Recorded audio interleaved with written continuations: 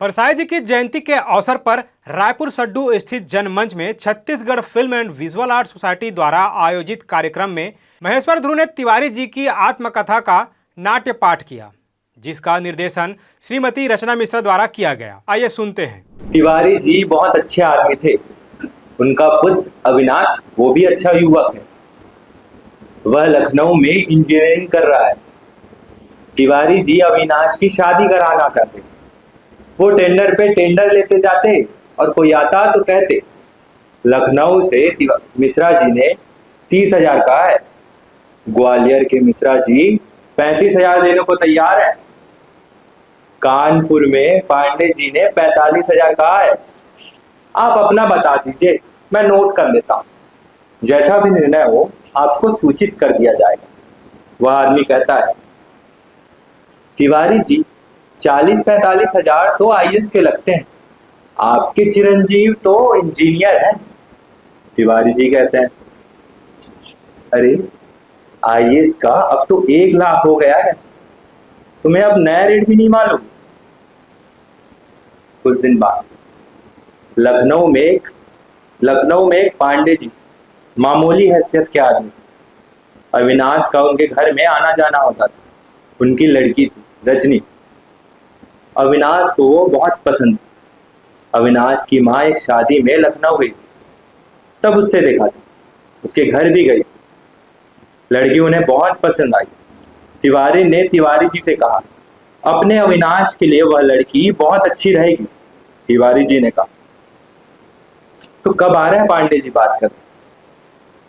एक दिन पांडे जी आए। तिवारी जी ने कहा, हमें आपकी बेटी बहू के रूप में पाकर बहुत ज्यादा प्रसन्नता हुई।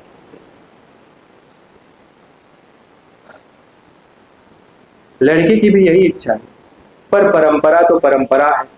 बाप दादाओं की लीक से है, इसे हटाया तो नहीं जा सकता। धर्म का पालन करना चाहिए। बाप दादाओं की लीक सुनिए। सॉरी, आगरा के पांडे जी ने 45,000 देने को तैयार है, पर हम आपसे 30,000 लेने के संबंध में तय कर देंगे। इससे कम नहीं होगा।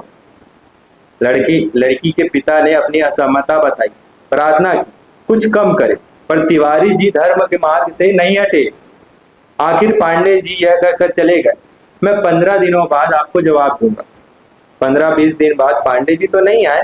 अविनाश का पत्र आया। अविनाश ने लिखा, पूज्य पिताजी, रजनी के पिता पांडे जी आपसे मिले थे। आपने उसे 30,000 मांगे थे। आपने उचित किया, पर पांडे जी की आर्थिक हालत अच्छी नहीं है। उनकी पुत्री को पुत्रवधू के रूप में पाकर आपको संतोष होगा, पर वे लोग अपना मकान बेचकर 20,000 का प्रबंध करने की कोशिश कर रहे हैं। मैंने सोचा कि अगर रजनी के पिता ने मकान बेचकर आपको रुपया दिए तो वह परिवार संकट में पड़ जाएगा। इसका असर रजनी पर पड़ेगा, कोई भी लड़की पर पड़ेगा। रजनी की शादी तो हो जाएगी, पर वह आपको जीवन भर नीच और दुष्ट मानेगी। जिन्होंने उनके परिवार को नष्ट किया वह आपसे नफरत करेगी। मैं आपका आज्ञाकारी बेटा हूं, आप पर श्रद्धा करता हूं। मैं यह बर्दाश्त नहीं कर सकता कि मेरी पत्नी आपको नीच और कमीना समझे। आप भी ऐसी बहू नहीं चाहोगे जो आपसे नफरत करे। इसलिए मैं आपके भले को ध्यान में रखकर मैंने कल ही उसे कोर्ट में शादी करी, बिना कुछ भी। इससे आपको संतोष होगा। हमें आशीष दे।